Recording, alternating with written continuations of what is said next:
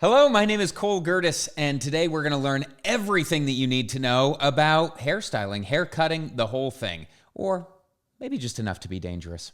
Love that. Today, we have got Laurn White with us in the house. Come on now. Thank you. Laurn is an incredible hairstylist.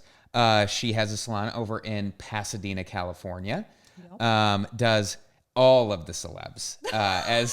As everybody in California knows, you don't live in California and not be famous. Today, we're going to chat a little bit about kind of some basic knowledge about how to cut people's hair. And what I'm really excited about to talk with you about it is this is something that is so hard to practice.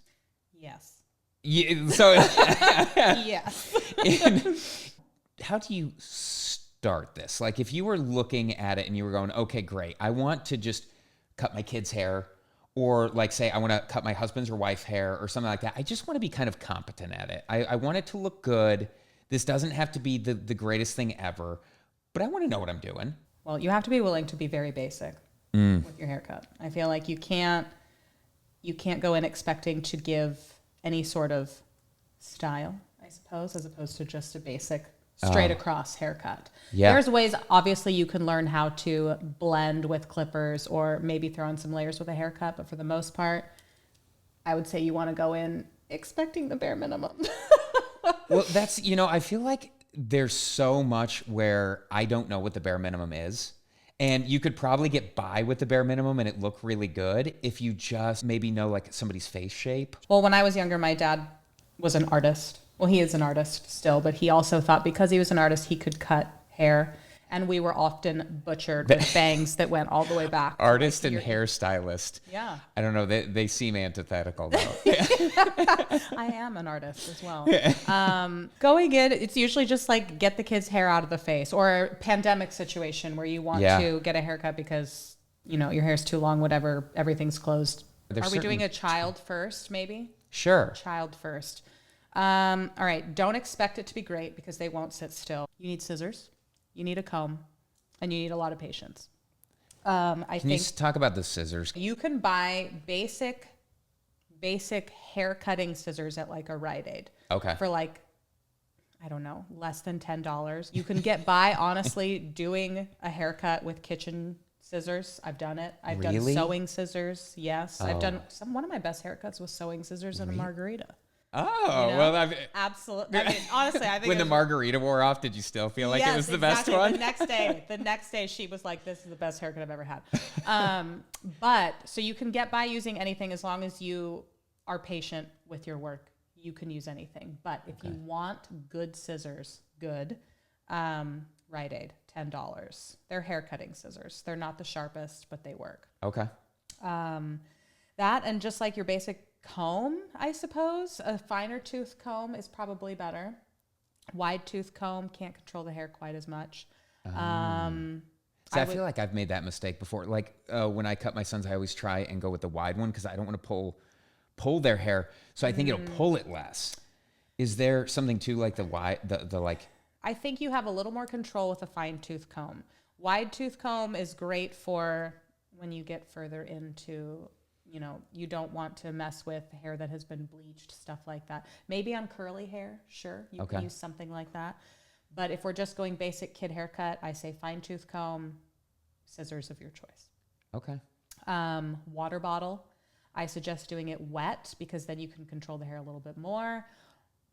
You could do it dry, but usually kids have tangle issues and stuff like that. So yeah, that makes sense. It makes it a little bit annoying. You don't need a cape. Towel will work just fine over the shoulders. Like, do you start in the back? Like always, because whenever you sit, they spin you around, and I never know what they're doing back there. Okay, well, it depends. So if you don't necessarily care about how long your haircut's going to be, especially on a child, I would say start in the back. If you're cutting someone's hair who is absolutely like it needs to be right here, no longer, no shorter, whatever, you can start in the front. Okay. You just have to make sure that your leveling abilities are good. Okay. But in a kid, start in the back. You want to part the hair. I don't know if this is even visible, but you part the hair from the top of the ear to the top of the head so that you section out the front versus the back. Okay. Okay. Then you pull everything to the back. Comb it all the way back, nice and straight to the head. Usually kids have really fine hair, so you don't necessarily need to do section after section after section. Okay. You can do it all in one fell swoop, like your daughter's hair. I just did one, pretty much just one. Tilt their head forward. If you do not tilt their head forward, you risk cutting a straight line. When they do tilt their head forward, there's going to be long hairs underneath. Does that make sense? So when you tilt head, because you told me this before, and Yes. this was my like first foray into the girls' hair cutting. Yes. Is like the bend forward, I feel also just gives that shape. Right. So when you tilt someone's head down, you get the curve of their neck, which kind of makes this pattern, like an upside down U. You can cut at a slight angle when you have their head tilted down forward, and when they put their head back up, it should be a straight line. Okay. Because of the curve of their neck. If you cut their head with their head straight up and down, and then you cut straight across, you bend forward, you have all those tiny little hairs under the back of their neck that were going to pop out. Does it matter what length? Like if you were going to cut somebody's hair was like down their back, would you still do the same thing? Not necessarily. If it's super, super, super long and you just want to do a straight across, I would not have them sit down. I would have them stand up. Okay. And then just have them hold on to a chair, make sure they're looking straight ahead, and then you can trim straight across. Okay. You likely aren't going to see any issues. It's the shorter haircuts where you have the issues with the back, the little hairs that stick down below. That makes sense. Like Yeah. anything like shoulder length and shorter, Pretty much. you're going to hit it. Yeah, exactly. Those are the harder ones to hit. Yeah. Those are definitely the harder ones to hit. I like to turn people's head to the side so that the back then connects to the front, and it's a pretty easy straight across, connecting the back to the front. If it's a little bit longer, like if it's short like mine, it's pretty easy to do. Just connect the back to the front straight across. If it's slightly longer and it's touching their shoulder, you turn their head, get the shoulder out of the way. Okay. And then you're able to connect the back to the front a little bit easier that way. Oh, okay. That would be the easiest straight across bob. What if it's like has like a little curl in it or something like that? Like how do you counteract some of that stuff if it's not perfectly straight? So if it's wet, which I prefer to do things like that wet, especially, I do a lot of dry cuts, but wet is easy. It's just spray it down, get it all in a straight line. If it does have some curl to it, I will cut the back and then I will scrunch it so that you can kind of see where the curl is. Okay. When you pull the front side down too, you can kind of scrunch that, see where that sits, and then just do like a free cut without using like a comb and scissors. Okay. You can hold it still with the comb, but I wouldn't brush it down because then you're disrupting the curl.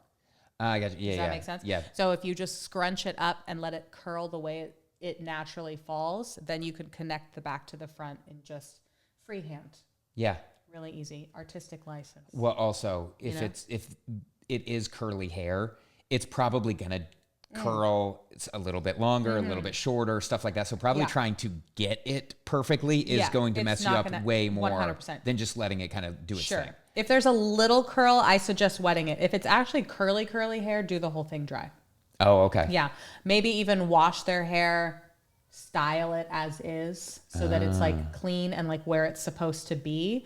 Then just do the exact same thing. You can still tilt the head forward, cut across, and then do the whole front. But when it's really curly, you kind of want it to land where it's going to land curly. Like, should you have it clean beforehand, or does it really matter? It depends. If it's like super dirty, oftentimes, like if you've been wearing a hat for a really long time, it can change the direction in which the hair is falling. I wash at work because people want to leave with like clean, fresh hair. That makes sense. I don't think it actually matters as long as the hair looks like what it normally looks like on the daily, Yeah. you know? You don't want to leave all fake, and then you Yeah. can never do it again. Exactly. Exactly. I mean, if you're doing kids, This and is there's the just, greatest margarita haircut. You will not see it ever again. Yeah, exactly. No, but like if you're doing kids' hair and they've got a bunch of like junk in their hair, yeah, wash it out because tangles, knots, things like that you can't get out that you're going to want to cut out essentially. Men's cuts I would want to do clean just because of hats and bedhead and cowlicks and weird things like that. Curly hair, maybe you want it washed so that you know where it falls, because on a few days after a curly haired person washes their hair, it's all different. It changes. It looks different as the days go on. Got it kind of cleaned, you or not. You've got it set up. Not. You've got the hair kind of pulled back. You did the backside. Sure. How do you make sure that it's not like overly long in other areas?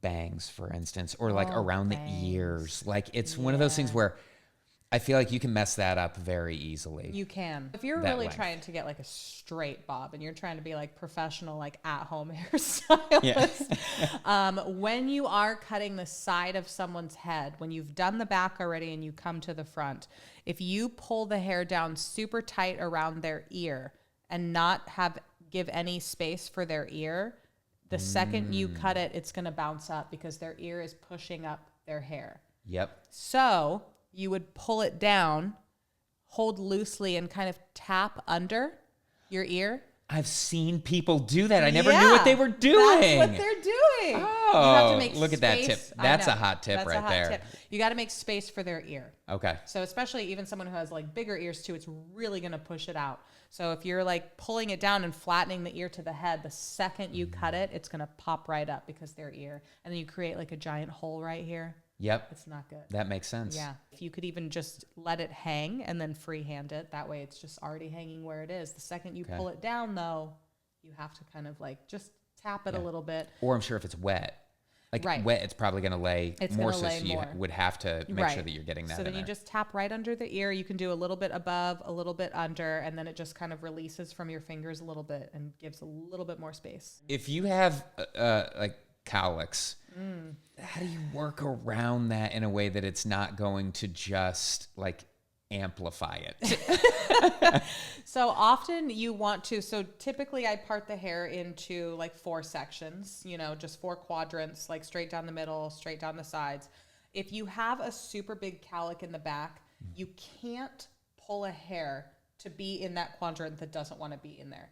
So before you part all the hair, you want to look at the top of the person's head. Typically they have the cowlicks on the top and you can see the direction the hair wants to go. Okay. So before you start, I would see how the hair is laying. A lot of times men's haircuts are very short so you can see it, but their hair wants to be pushed forward or like pushed to the side this way. So when you try to pull it backwards and you cut it very short, it sticks straight up. But you want to see where the hair lays first. So like with your wife, I will part her hair, but you can see that some of it wants to go forward, so I just let that piece kind of go forward. Okay. Let it just go where it wants to land. And then it's just kind of like you're cutting it into sections, but then if there's an extra hair that wants to go that way, you just let it go. Just let it go. Yeah, exactly. Because if you try to over-direct it, it's going to pop right up. Okay. Yeah. So let the cowlicks do what the cowlicks are going to do. Let them go. Exactly. Yeah. Exactly. Better to leave it longer. Start longer. And then if you style it and realize, it's actually falling where, just cut it then. You know what I mean? Don't cut it before you've styled it because then you're done. Then it's over. Yeah. So, but I feel like that's mostly more with men's cuts. Okay. Little boys especially, because you're just doing the clippers and trying to get it done. Yeah. Maybe you go up a little bit too high.